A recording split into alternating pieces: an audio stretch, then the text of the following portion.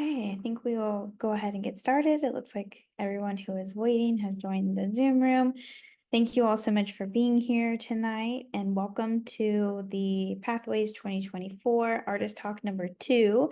So we have 3 of the 6 finalists for the 2024 Pathways Carlos Malamud Prize here with us tonight, who are going to give us some great insight into their artistic work and their practice and their research.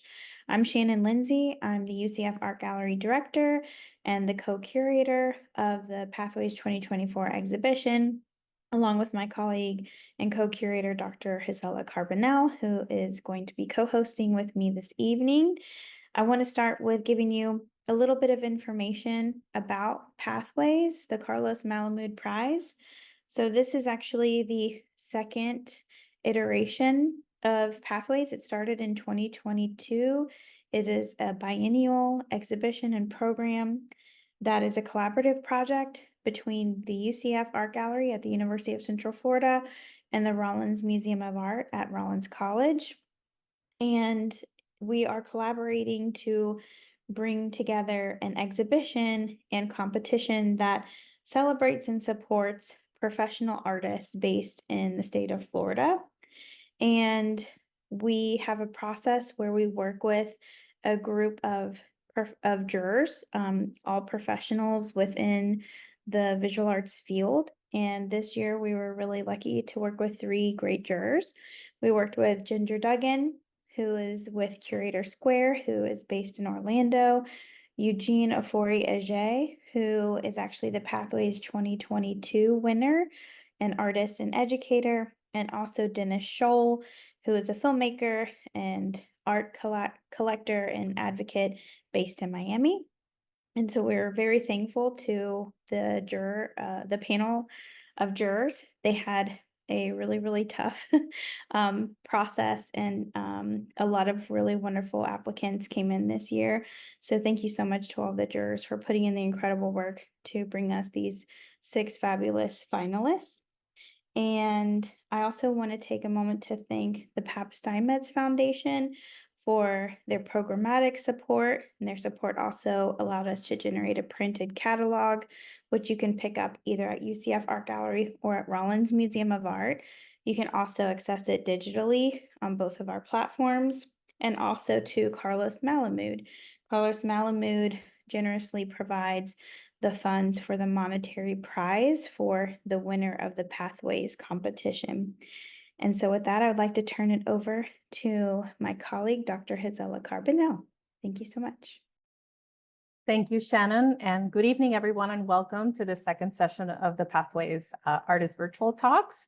I wanted to mention that the exhibition is on view currently at both venues, at the Rollins Museum of Art and at the UCF Art Gallery. So if you haven't seen the show, you still have time. It will be up until the end of the summer in both venues. So there are examples of works by the 3 artists that you will hear from tonight, as well as the 3 who presented the first time at both the UCF Art Gallery and the museum.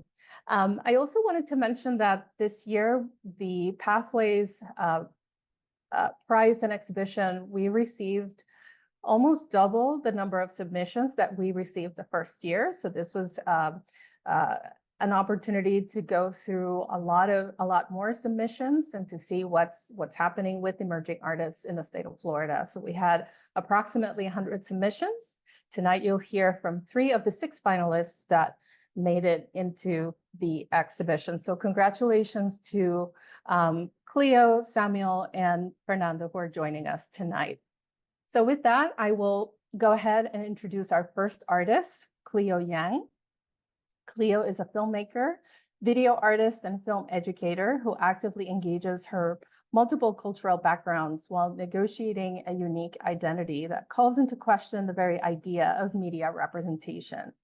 She takes a generalist approach that includes cinematography, photography, writing, sound, and video editing.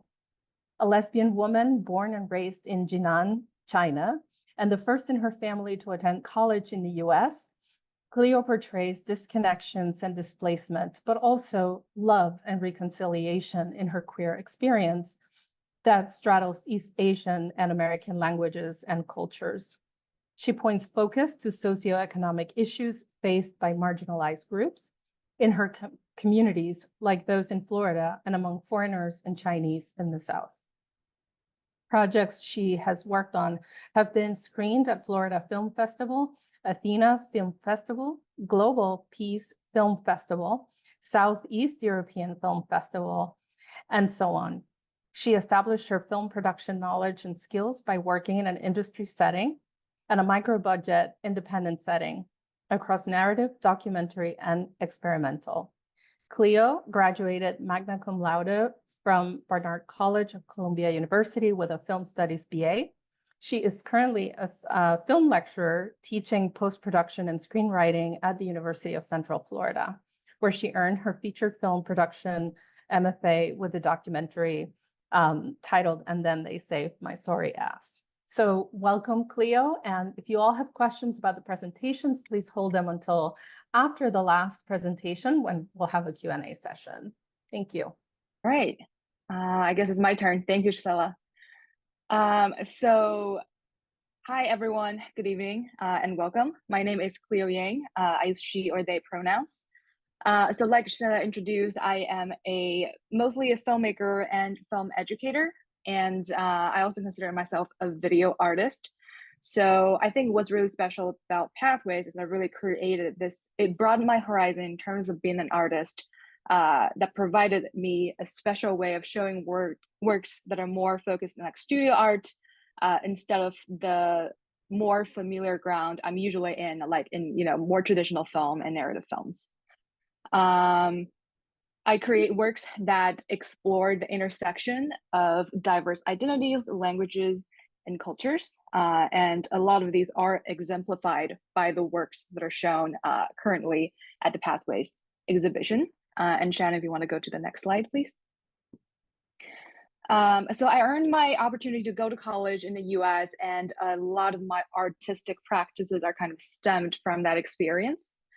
I contemplate what I call aspirations and dilemmas, propelling my constant migration and that of many others like me. What I call the universality of departure, of a need of a sense of belonging, which is, I guess, something a lot of us can relate to, of reunions and reconciliation in specific stories. These are things that I'm particularly interested in. And the concept of what I really like that Virginia Woolf wrote, people seeking and not finding, is really exciting, or sometimes, people seeking and finding. Those inform my fictional and non-fictional film works greatly, but also my photography and other forms of video art. And I have included images still from my essay film, 8 a.m. to Washington, that you're gonna learn a little more about next, but also some behind the scene photos of myself doing cinematography and photography works. We can go on to the next.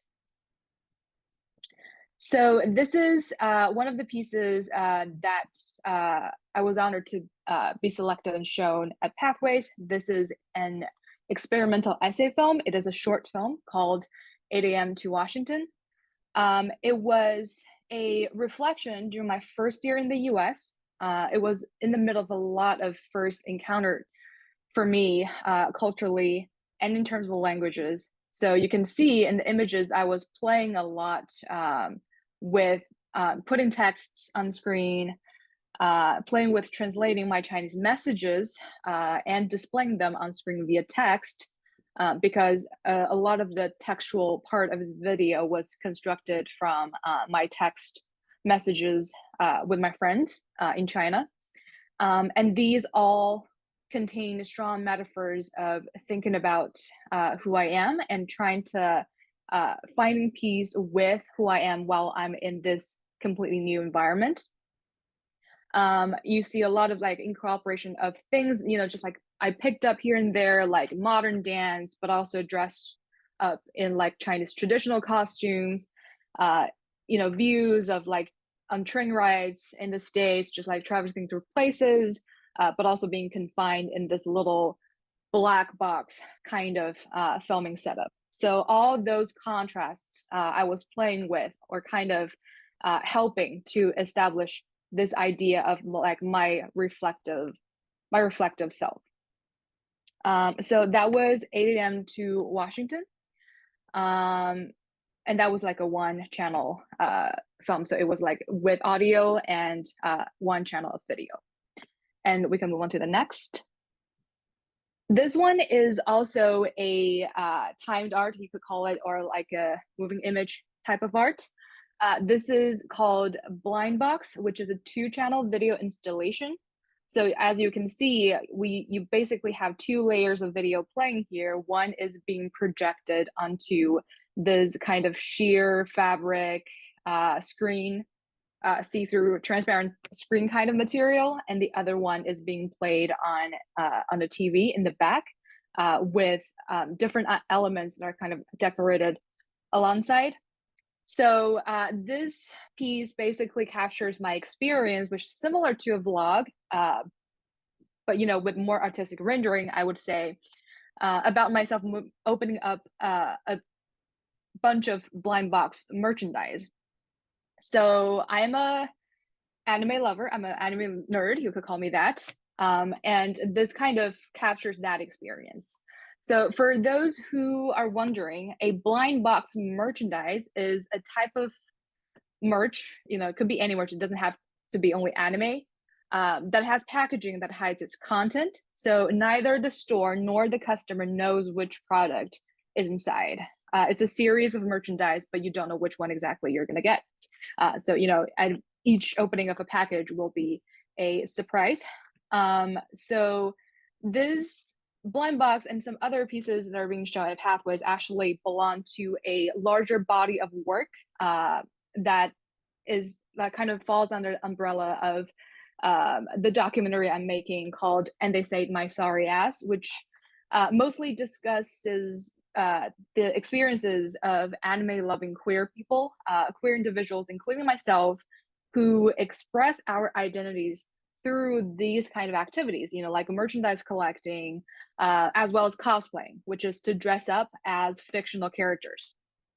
And through this film, I aim to shed light on fan culture, on the kind of contemporary LGBTQ communities and experiences that haven't been discussed a whole lot about, and had a lot of experience collaborating with relevant communities.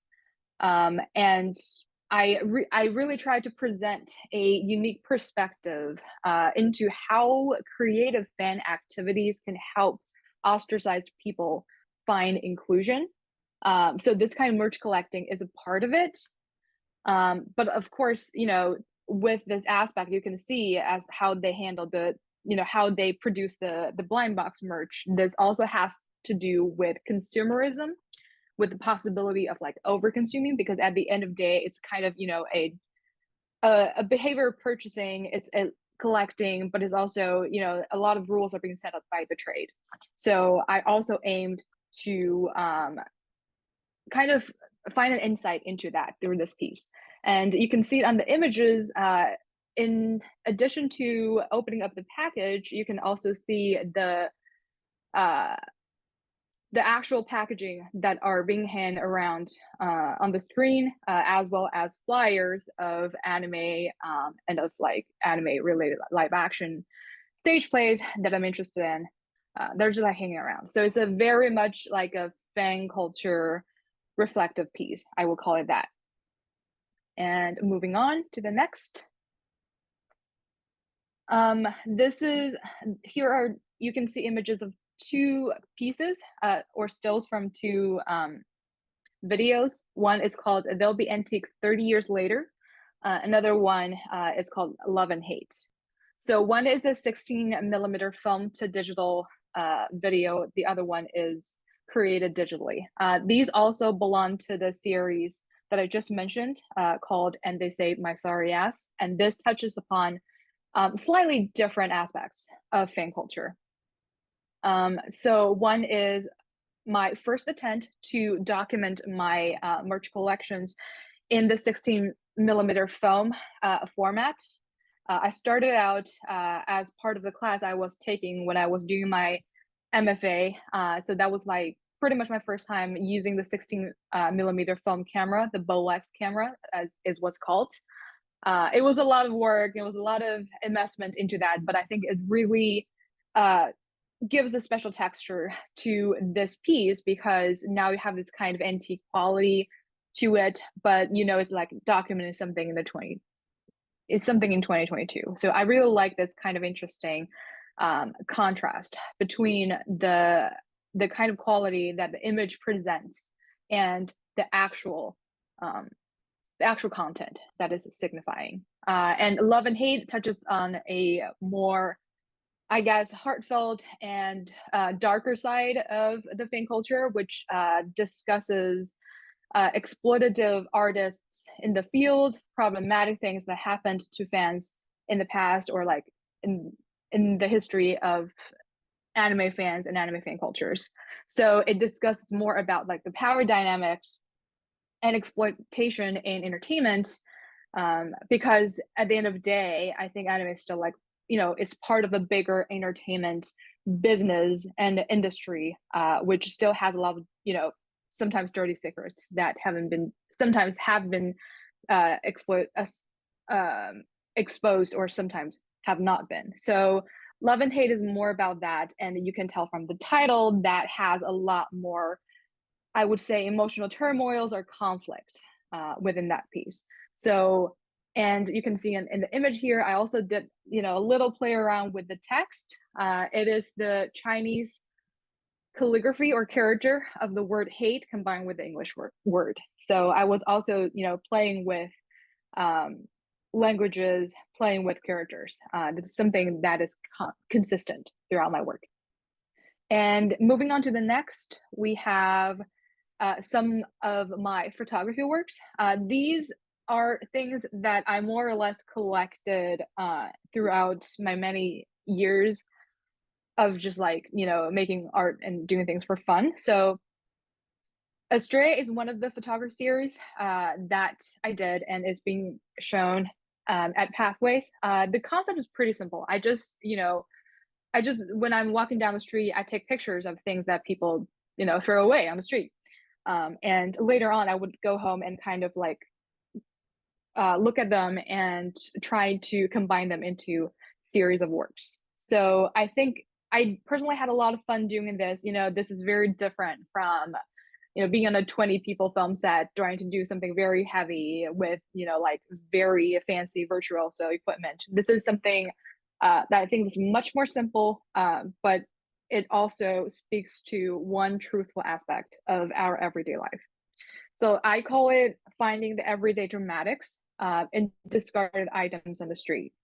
And they each have a story. I think you can also kind of, you know, use your imagination to create stories of why these items ended up in the street, and how interestingly these photos are connected to the items past, present, and maybe an imaginative future. Why is it here? Where it's coming from? Where it's going to? So I tried to capture that item at that one moment, but I did keep in mind this kind of the kind of thinking and is the association that could go into those pictures.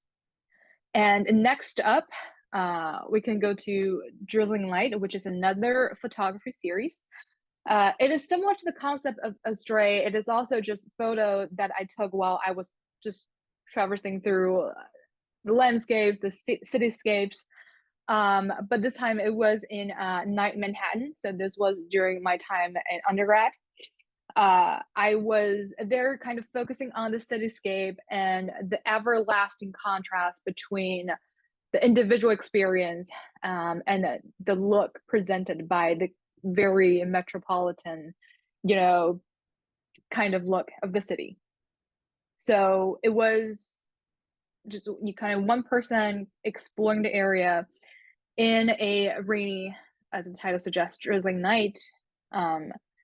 But I think I was also able to find some very truthful and honest moments in those images. It's kind of like this dance between the individuals, the people who are very much lived in, and this kind of environment could which could be really overwhelming and very overly dreamy for a lot of people. So that takes us to the end of my presentation. And thank you for listening. I guess we would take questions towards the end of it. So now I would give the floor back to the wonderful organizers. Thank you so much, Clio. Thank you. And yes, we will take questions at the end. So please hold on to those, and then you'll be able to put them in the chat, and we will moderate those for you. So thank you again so much, Clio. And I'm going to introduce our next presenter. Fernando Ramos is a queer Latin American artist whose work spans collage, drawing, and painting. His art delves into themes of the occult, narrative storytelling, and fantasy, creating a vivid world for viewers. Born and raised in Miami, Florida, Ramos has been deeply rooted in the fine arts since his high school days at the Academy of Arts and Mines. He earned his associate in arts degree from Miami-Dade College, which laid the foundation for his artistic journey. Ramos's career is marked by extensive travel and participation in exhibitions across the United States. He has showcased his work in numerous group shows and has been involved in various educational endeavors. His talent has been recognized with several awards, highlighting his contributions to the art community. Noteworthy exhibitions include his participation at the Lowe Art Museum, UCF Art Gallery, and Rollins Museum of Art. Ramos also featured in a significant group show that coincided with a lecture at the Hilton during the College Art Association's 2024 conference in Chicago, Illinois. And Ramos continues to push the boundaries of his art, weaving together intricate narratives and exploring fantastical realms that captivate and inspire his audience. So if you can help me welcome Fernando. Hello, everybody. My name is Fernando Ramos. It's very nice to make your acquaintance. And thank you so much for everyone who's put this information and this whole gallery, everything in the show together. I really appreciate it. I'm titling this presentation, The Act of Making, Collage, Imagination, and Fantasy. Next slide, please. I was born and raised in Miami, Florida. I've always had a love for the arts and crafts from a young age. My grandmother is a seamstress and always had me occupied making things. Next page. I fully realized my passion for making when I started high school. I worked feverishly day and night with a newfound excitement and way to express myself. Next slide. These pieces were made during my early years.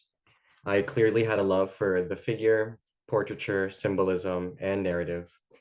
My main focus was on combining technical ability and materials with conceptual content. Some of the ideas I was working and exploring with at the time were mark making and emotions, simplicity versus complexity, and implied narrative. Next slide, please. My early collages sometimes had a drawing component to juxtapose the flat shapes, symbols, texts that I've gathered from books, and photo negatives. Using fragmentation, distortion, text as an element of design and as a tool for metaphor. Next slide. I was creating connections between figures, literally by combining them and by also coupling them, using the text in areas of background, shadow, in orifices, as clothing, contrasted with the way that I rendered the figures in a sort of a realistic manner. Next slide, please. Painting is one of my favorite mediums. I actually preferred painting much better growing up than drawing. Drawing was very difficult for me because I had a very heavy hand. And usually when I paint, I work alla prima and I try to work from observation whenever possible. Next slide. Being naturally curious, I'm always exploring different kinds of studies like anatomical drawings, master studies, line and contour studies, compositional studies, things of that nature. Next slide, please. You can see how my collage and painting practices begin to influence each other in this like sketchbook excerpt, as well as in this painting. Next slide, please. Sketchbooking, journaling, and scrapbooking plays an important role in my practice. Sketchbooks are a personal scientific exploration diaries that you keep with you. Next slide, please. They reflect on a specific time and on an intimate level, free from prying eyes. They act as a record keeper and are traditionally always to be carried with you. Next slide. I am using different parameters to create collages, focusing on things that weren't always figurative, employing randomness and elements of play, as well as including text and collage poetry. Next slide, please. Here you can see that I'm taking these sort of random forms, playing with texture, color, shape, as well as sort of providing text to give them more of a context. Next slide, please. I'm exploring vessels, containers, and powdered materialized flux, playing with color, shape, proportion, space, creating layered and ripped textures. Next slide. I'm creating non-objective and more abstract images, exploring form in different ways than just like a realistic / representational or a figurative approach. Next slide, please. I began by using collage as a way to explore new images to create paintings from, but they essentially ended up taking a life of their own as I kept on making them. Next slide, please. So I've worked pretty hard on my artist statement over the last few years, trying to kind of coalesce sort of like the ideas that I'm exploring. My work explores the occult, hermeticism, narrative, and fantasy through a creative process that is idiosyncratic. I am guided by gnosis and the synergy between intuition and improvisation and spontaneity to produce works in collage, drawing, painting, and sculpture. Collage in particular is a medium where I'm able to reinterpret, repurpose, and reuse images from various sources. My process is heavily influenced by hermetic principles, which emphasize the interconnectedness of all things. The use of found materials pushes a sense of interrelationship, creating a dialogue between local and global communities, bringing awareness of connectedness beyond perceived boundaries. This image here is of myself recently with my puppy studio assistant. She keeps me company while I'm working like late hours into the night. Next slide, please. So whenever I'm in the act of making, I typically see myself as a vessel for the universe to sort of transpond a message or messages through me. I can enter this sort of altered state of reality pretty easily after a quick little warm up of like either a physical dance or actual like warm up of making, and I can get into the zone very quickly. And it's very intuitive for me. Next slide, please. This state of flow allows me to relinquish preconceived ideas or of anything that I'm too attached to, and to begin just observing and organizing the ephemera and the images and organizing them into stacks, piles, families. I sort of consider them like constellations in a sense, where they begin to kind of like orbit each other. Next slide, please. And so they pretty much organize themselves, attracting the necessary pieces like gravity. Sometimes the images gather by way of how the paper is finished, the age of the paper, color or tone, textures, and whether the vibrations of like the images kind of just match. Next slide, please. Working with image and text to create new and compelling narratives in my sketchbook and in other artworks. I sort of, a collage is sort of finished to me when it sings. I can sense sort of like, I don't know how to describe it other than a vibration that the image kind of gives off. And it's sort of complete when it's sort of complete when I understand or feel that it has everything that it needs. Next slide, please. So I'm going to begin like showing some of the pieces that are on display at UCF and at the Rollins Museum of Art.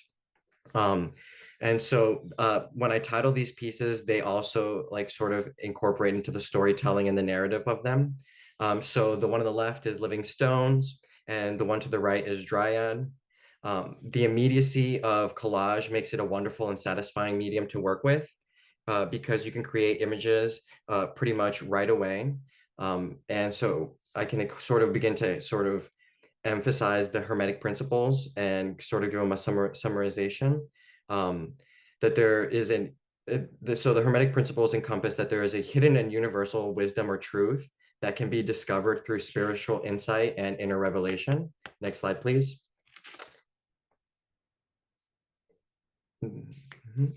Gene therapy is to the left, and to the right is first homunculus. The first principle would be the principle of correspondence. So it sort of means as above, so below, and it explores the idea of like macro and microcosms and the fractal nature of the universe. Next slide, please.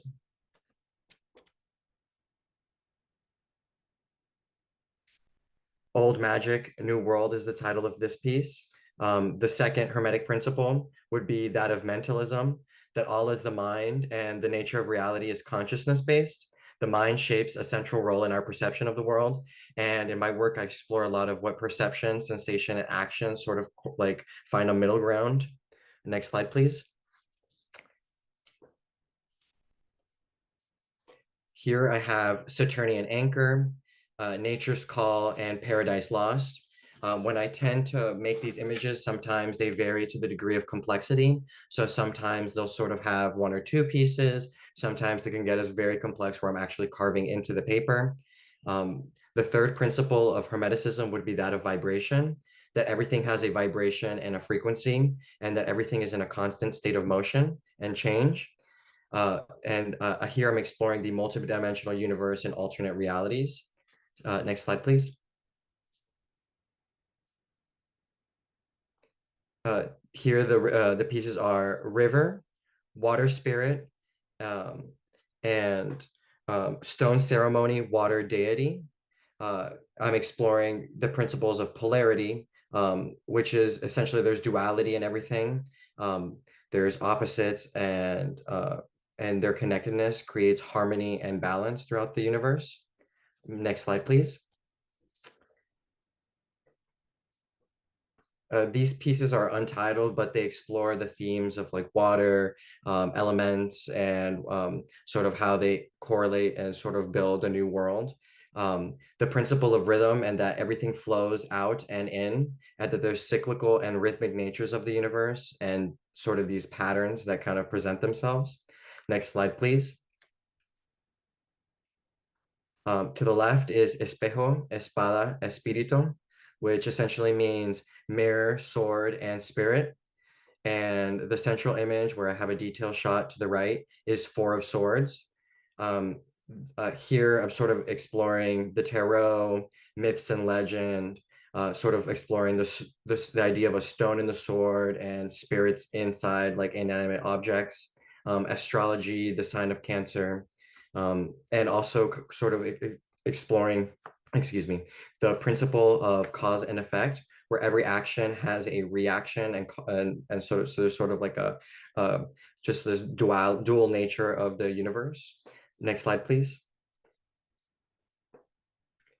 Here I have solstice and golden words. There is a principle of gender and hermeticism as well, where you explore the masculine and feminine qualities that everything in the universe is composed of, and the varying degrees of which, or like percentages of like whether masculine or feminine energy that they're like sort of embody. Next slide, please. This image is called La Concepción de Conejos, Niños de la Luna, Children of the Moon. Here I'm exploring images of the womb, feminine power with masculine sort of subdued energy. I'm exploring the rabbit and its connection to the moon. Next slide, please. I have collision, coalition to the left, and in the center, a push and pull, and a detail to the right. Here I have a singular figure that is in the sublime landscape. I sort of have these fragile vessels in the foreground that they're sort of supposed to like mimic the sort of how one feels when you're sort of confronted with these sort of heavenly bodies in this landscape. Next slide, please. Here I have Sea of Stone to the left and Spirit of the Sun in the center. In these images, we're exploring a barren, desolate, destroyed kind of post-apocalyptic world. We're essentially traversing a nonsensical landscape in a weird, atypical fashion. You would never necessarily be able to canoe over stone. And in the center image, I have a termite mound that is in the shape of a pyramid, as well as sort of the ants in the back representative of the sun and in their death spiral. Next slide, please. Here I have an image called Sublimation Condensation.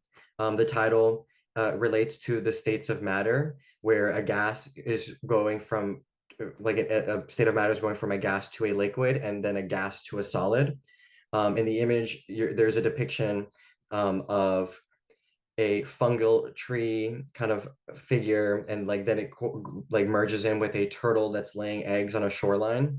It's supposed to allude to the birth and the interrelationship between like the second, the third, the fourth, and the fifth dimensions, etc. Next slide, please. Here I have an image called Pandora's Box and Huevo, which is egg in Spanish. I'm exploring the ideas of flux, chaos, rebirth and renewal, eternity, and the spiral. Next slide, please. And here I have Sybil Cassandra, who's a psychic, and an image of what it would be like in an artist study, essentially like what my study was essentially is like. And that's the end of my presentation. Thank you so much for your time. I'm very grateful for the opportunity for us to all learn and grow together. Thank you so much, Fernando. Very interesting presentations. We have next Samuel Aye-Gboyin. Samuel is an interdisciplinary artist who works in various mediums such as design, photography, video, animation, and sculpture. He's currently an MFA candidate in art and technology at the School of Art and Art History at the University of Florida. Samuel received his master's degree with an emphasis in graphic design from Eastern Illinois University in 2022, in addition to his bachelor's degree in communication design with a concentration in animation and motion graphics from the Kwame Nkrumah University of Science and Technology in 2018. Samuel investigates the topics of commerce, migration, globalization, and hybridity. His work is an ever-evolving cross-cultural conversation between home and the African diaspora. Welcome, Samuel. Well, thank you. So to kickstart my presentation, I would like first to extend my heartfelt thanks to the exhibitors for organizing this wonderful event. University of Central Florida, Rollins Museum, Malamud, and each and everyone who made this event possible. Thank you. To my family and friends, and also I'm truly honored to be among such talented participants, and I'm grateful to you all for joining us today. Next slide, please. So my name is Samuel Aye-Gboyin, and I'm an artist based in Gainesville, Florida. I was born in Ghana, West Africa, a country filled with so much history and culture. And my journey into the art world began at a very young age, with a passion for both illustration and photography. I remember when I used to color on the walls of my parents' house, and they always get mad at me. And I don't regret it. It's brought me here. So over the years, I've honed my skills in all these mediums, allowing me to create work that is a detailed representation of what I believe in and what I stand for, and all my lived experiences. My work reflects a deep appreciation for the beauty and complexity of the world around us. And I try to capture it in whichever lens possible. Next slide, please. So growing up, I was deeply inspired by comic books, anime, and analog film cameras. And all these influences have profoundly shaped my artistic vision and continue to inspire me and my work till this day. My primary focus is on identity and cultural issues, and I aim to amplify the voices of the marginalized groups and foster dialogue on these topics through art. Now, I employ a mixed media approach that is blending both traditional and digital techniques. And I create work that I really want it to be intimate, and I try to push the boundaries of each medium to convey messages that I think will be effective. And I always welcome diverse audiences to connect with my work. Next slide, please. So before I talk about the work which is on the show, I'd like to just give you, show you a bit of stuff I'm working on over the past few years. Next slide, please.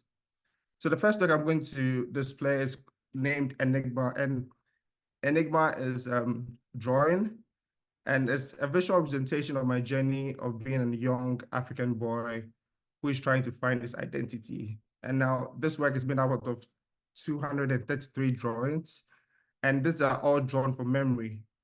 And all these drawings seem to fit into a circle. And this sort of represents the cyclical nature of life and the journey of self-discovery. And someone may ask, why 233 drawings? Well, Ghana's area code, the country I'm from, is +233.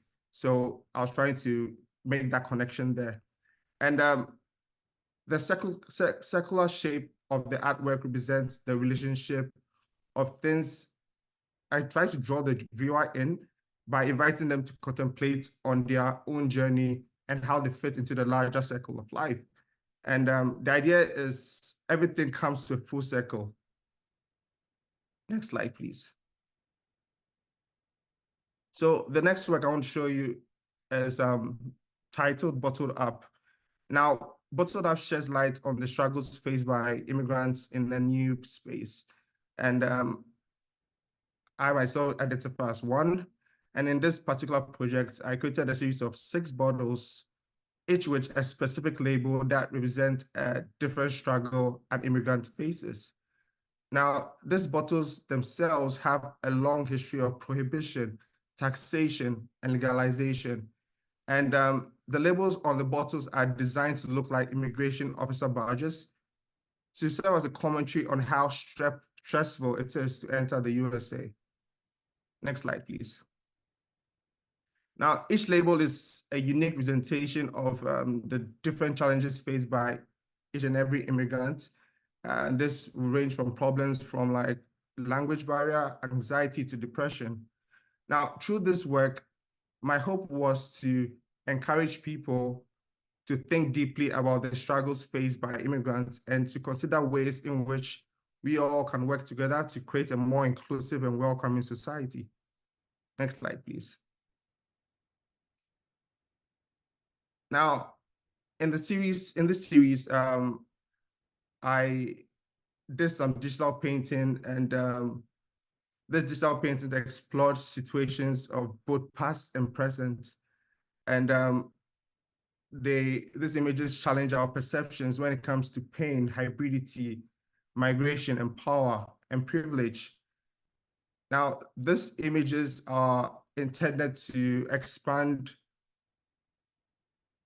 my self-portrait and as well as give me a panoramic view on the relationship between America and myself, and also use it as a vehicle of expression. Now, I try to look at how figurative anatomy and vibrant color works, as well as exaggeration. And these images are inspired by my experiences as a Ghanaian boy, flipping through comic books and illustrated books. Next slide, please. Next slide, please. Now, every artist is inspired by something. And the next piece of body of work I'm going to talk about is inspired by the works of Diana Arbus. And Diane photographs subjects in familiar settings, that is their homes, the streets, in the workplace, in the park, and whatnot. And she was noted for expanding notions of photographing acceptable subject matter that violates every canon and appropriate distance between photographer and subjects. And she does this by befriending and not objectifying her subjects. And she was able to capture in her work a rare psychological intensity when it comes to photographs. Next slide, please.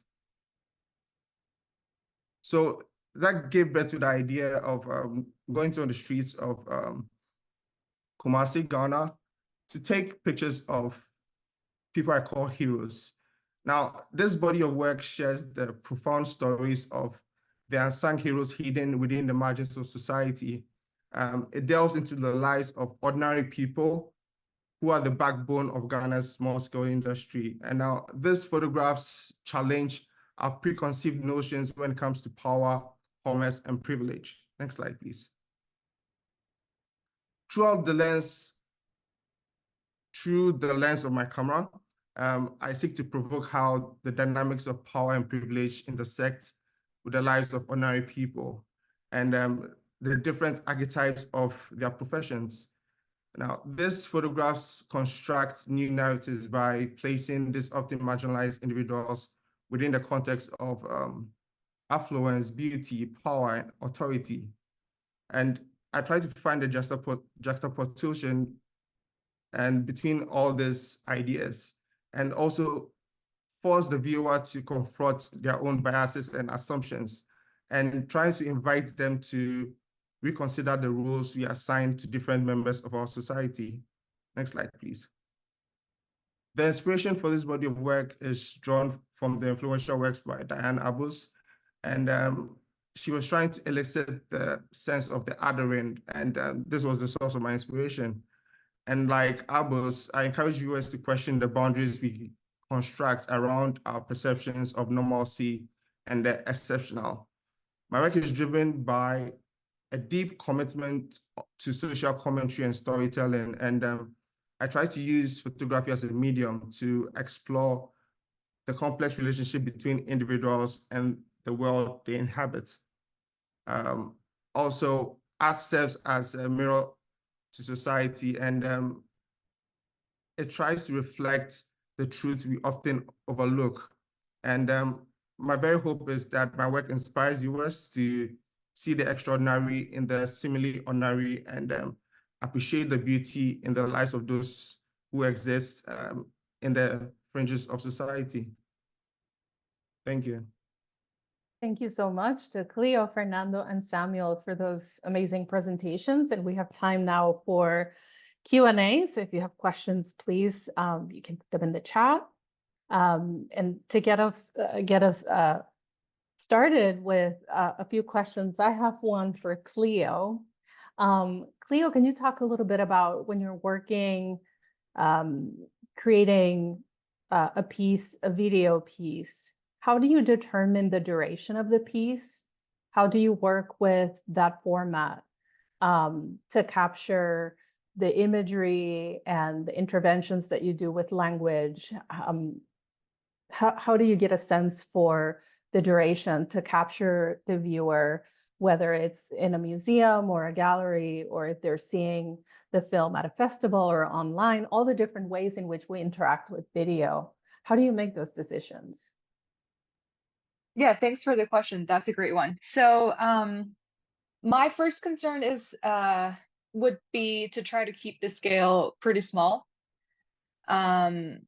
because I'm especially aware of that when I'm working in more of like the experimental format, because I'm highly aware that, you know, mostly filmmaking is a teamwork, but for, you know, video art is a little bit different. And I think we do see a lot more solo practices when it's, you know, it has more experimental elements to it. So I'm aware of that. So I try to keep it as short and concise as possible when I started to like say like draft my voiceover, or if I have like something similar to a script, I would consider how I can keep the pacing as engaging as possible, and only give out the information that are necessary for my audience to process.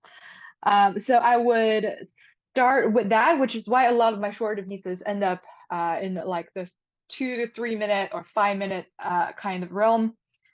But if I see the need to, say, explore a topic that's like more multifaceted or has much more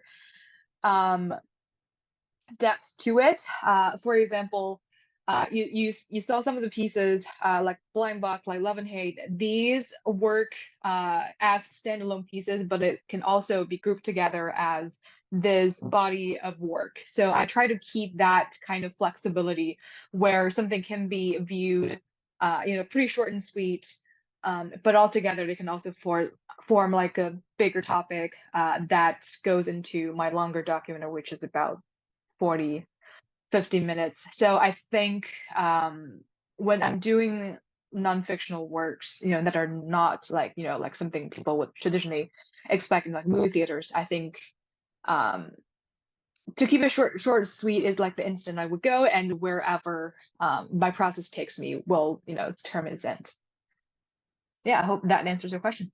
Yes, thank you so much. Shannon, back to you. Sure. I sort of have it's interesting when we do these talks and, for everyone here, there was not like an agenda for putting the three of them together. It's more just logistical scheduling. It worked out. But it's interesting the things that sort of connect you. And it seems that all three of you are dealing with identity, but also reinterpreting the things around you, your environments, the society, media, things like that. So I'm curious how maybe each of you can maybe mention how you keep notions of yourself and also capture the essence of the things that are around you.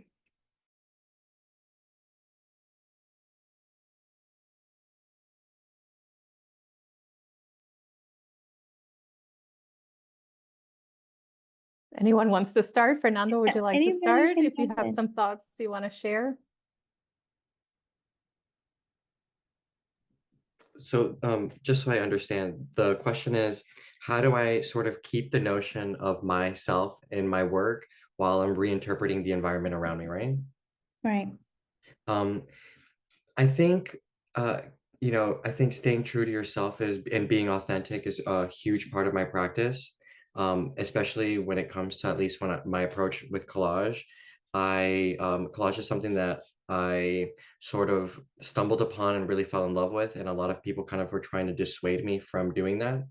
And so I had to sort of stay true to the vision that I had while I was, even beginning those works, stay true to myself and stay true to that idea.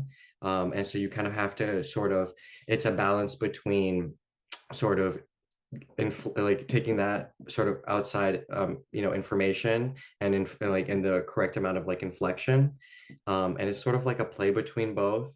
Again, I feel like when I make work, I don't know how to describe it. I get into this state where I feels like as if something else is sort of making the work, so I kind of do relinquish a large sense of myself. I think maybe with the topics and themes that I explore, that's how I'm able to sort of better integrate myself with the outside world. And collage also uses like images from other people. So it's very hard not to be able to be with the outside world when I'm using images that are made by other people. Thank you.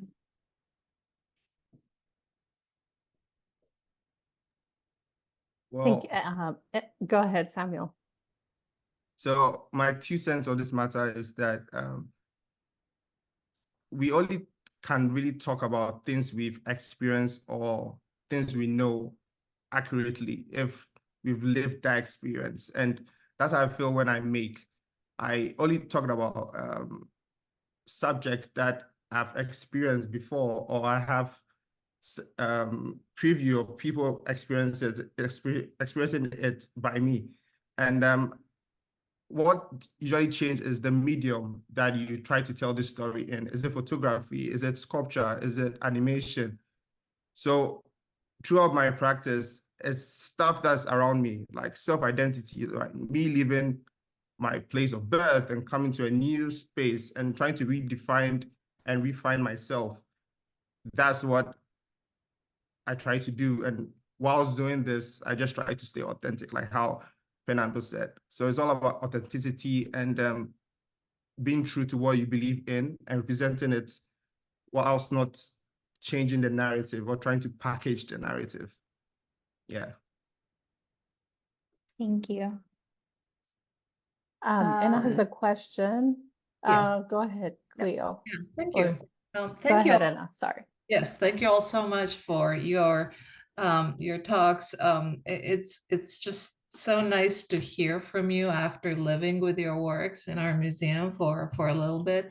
And I have a question that I think is both for Clio and for Samuel, because both of you talk about the immigrant experience. And as you were talking, Clio, it was really interesting to me when you quoted Virginia Woolf and that idea of, seeking and finding or not finding. And the two films that you spoke about in the beginning, the second one, The Blind Box March, I thought was sort of the concrete illustration of that seeking and finding or not. And I'm wondering, and this is for both of you, your art obviously helps you explore, right? Your art is a pathway, or of that seeking. And I'm wondering if it's brought to either of you any at least temporary conclusions. Have you found that which you seek? Or obviously it's an ongoing journey, but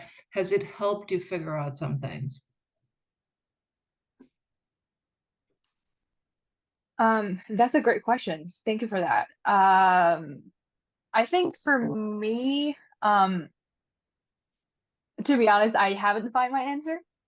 And so for me, it's more of like really just capturing that process and being okay with keeping that open-ended. But it can, practically it can be a problem sometimes. Like, for example, when I work in a longer piece, like a documentary can be really difficult if it's too personal for me to find a conclusion. And I think sometimes, I just leave it to the experience of interacting with people and, like stopping at wherever I feel like, okay, this is enough for somebody or for an audience to understand me. I would just like, create kind of pauses there, and maybe, like I might come back to the piece when I'm, have a little more experience in life or just like in general, and work on it more. But I think it's still like very much evolving, and it's all about kind of like dealing with it in between. So I think for the more subjective items that are more difficult, for the more objective matters that might be easier. I think this kind of actually related to Shannon's question about, how we kind of deal with the kind of idea of self, versus working with an environment or working with materials around us. Because I think it's a matter, for me, it's always a matter of negotiation. So like negotiating with people I work with, the subjects I interview, the images that I take might be of like others, of the outer environment, of myself. And sometimes it's about inserting myself in there, sometimes about like reducing my own presence and have others or other materials talk. But like all in all, I think it's all kind of in the flow, and it's a matter of like ongoing negotiation. Yeah. How about you, Samuel? Yes, thank you very much for the question. And for example, giving reference to the photographic series I made, sometimes it's always good to be an outlier, so you don't sort of infuse what you think or what you feel into the piece. You just have to capture it's in its rawness and it's in its environment, and let the viewers dictate what they get from the piece. So I try not to ruffle feathers when it comes to stuff like that, But also, I feel like every piece is different because people react to your work differently, in the sense that if someone has prior information on what you're talking about, how they're going to see your work is different from someone who has no idea about it. And that's refreshing because I feel like everybody looks at something with a different set of eyes, and that gives you varied results.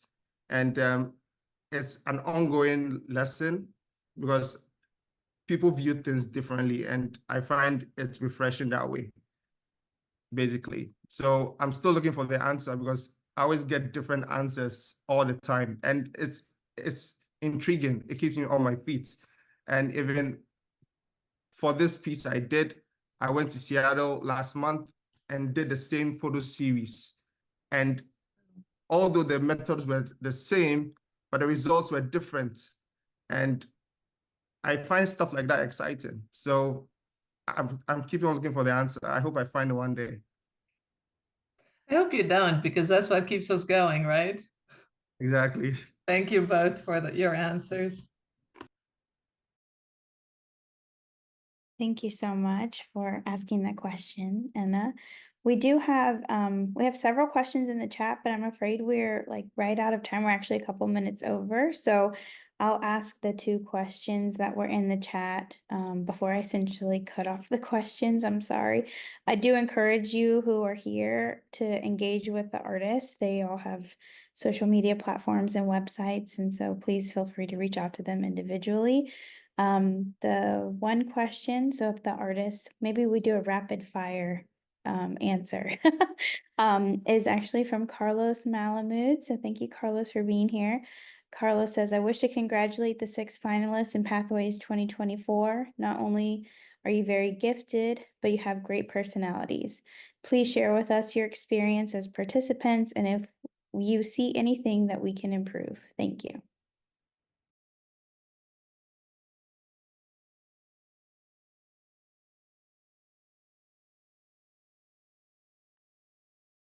Let's So do maybe- rapid fire. Yeah. We'll start with Fernando, just randomly. Go ahead, Fernando. Certainly. I really am very appreciative of the whole experience. The fact that I was given insight into how a show is being put together, sort of the insight that goes behind that, and the amount of work that goes behind that, and the prep that goes behind that, the supplemental information and the materials that coincide with the show, and then of course the connections that I made with the individuals. We had a lot of time to sort of speak amongst one another from the inception of like when we applied, when we kind of got actually had the show happen. So it's just been a lovely experience overall. I don't have literally anything to kind of criticize or critique. Yeah, I second what Fern has said. I had just a great experience, and so many of you have been so patient with me, like just like working through this process. I know Shannon still worked a lot with me, just by starting out, putting my work together. Like even things like framing. These are some of the first experiences I have with like this kind of exhibition at such prestigious venues. So I've been really grateful, and I'm also grateful of the attention, the hard work, and the patience that you all have given me. So, my experience as a participant have been just wonderful. Well, my experience has been wonderful as well. What I'll take out from this is the people I met. I met lots of brilliant people, and I got the opportunity to share ideas with people I think that I'll always want in my corner. So this experience has been wonderful. And the chance to also speak to the people in Orlando. And this was my first time in Orlando, and this was exciting. So I got to speak with the art community and met fantastic people in the presence of Ramos, Clio, Tenny Hart, and the rest. So it was amazing. Yeah. Thank you for having us. Thank you all. Thank you all so much. I do want to ask, I'll do a combination question. I'll try to get a couple of questions in here. What are the ways in which you stay inspired? And so you can answer one or the other or both. And also, what do you think makes an artist? And did you have any self-doubts on your personal path to becoming one?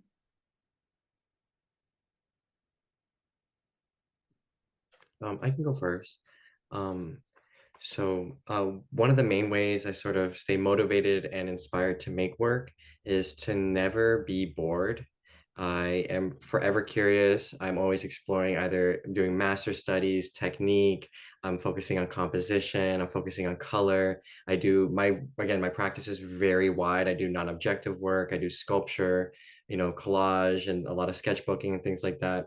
So I think by doing and expanding your awareness and your knowledge and your practice and your skill set, um, you'll never come into these sort of roadblocks or these sort of like, oh, I don't know what to do or what to draw, because there's always something for you to kind of keep occupied.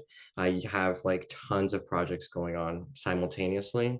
So I think that really helps me stay motivated, where I always have, maybe if today I don't want to collage, which there are plenty of days I don't want to cut paper. I sometimes will get my sketchbook and I'll go do an alla prima landscape, or I'll draw my dog Sophia and I'll do blind contour studies of her, or vary it up. You have to switch it up and just sort of have fun. Thank you.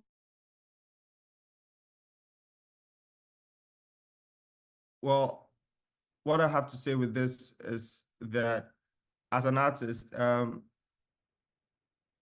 you shouldn't have, there's a lot of source material, especially when it comes to my arts practice. Like I take source material from friends, my students, history, and personal experiences. So there's so much to draw from. But what keeps me going usually is music. Anytime I'm doing work, I just plug in my earpods and listen to music. And that has always been a safe haven for me. And also, I have a great community of artists, friends. So we just bounce ideas off each other. So we keep each other in check. Or for example, if I hit a roadblock and I'm not getting it, I just pick up a call. Hey, what do you think about this? And my artist friend would just say, Sami, do it this way. And we keep on helping each other. So I think it's all about community and just getting different sources from different places. And also, usually if I'm indoors and I feel like I have a roadblock, I'll just go out, go into nature, take a walk, and everything comes to me. So I feel like all these are strategies that could help and make an artist the best artist they can ever be.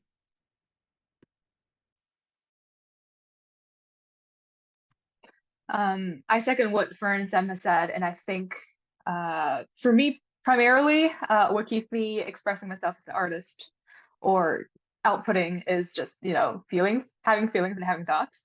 I think the part of outputting actually comes pretty easier, and I came to calling myself an artist pretty late, but I realized I have been always making things, and that's like a concrete um, proof that comes first, that comes on top of everything. So, and as you can probably already tell, a lot of my work are actually stemming from like fan activities, like fan art.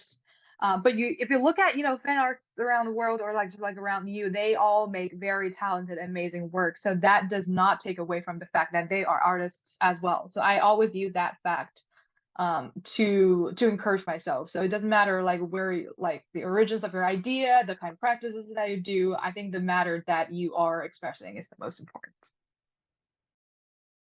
Awesome. Thank you all so much. And thank you everyone for giving so many great questions. I wish we had more time.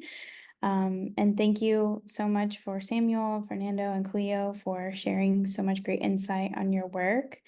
And I would like to reiterate Dr. Carbonell's mention to please come see the exhibition both at Rollins Museum of Art and at the UCF Art Gallery.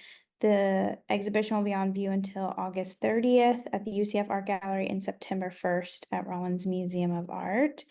And we will also have gallery tours that are hosted by Dr. Carbonell and myself. The first one will be on August 23rd at UCF at 11 a.m. And then the second one will be on August 30th at the Rollins Museum of Art at 11 a.m. So we hope to see you there and also see some of the resources that were posted in the chat for both venues. And Hazela, do you have anything? Yeah, I was just going to reiterate that these tours, Shannon and I will be both at both tours. So looking at the works that are on view at each of the venues. Both of these events are free admission for everyone. So come join us if you're in the area. These are obviously in-person events. And these will be casual conversations. We'll walk around the gallery and we'll talk about the works and the process of putting the exhibition together. So today you heard a lot from the artists. In these tours, you will hear our take on these works and how the process functioned between both institutions to put the exhibition together and working with the jurors. So you'll get a little bit more of the behind the scenes from the institutional perspective. So I hope you'll join us, bring your friends, and we'll have a great conversation around these exhibitions. So thank you for joining us tonight. Thank you, everyone.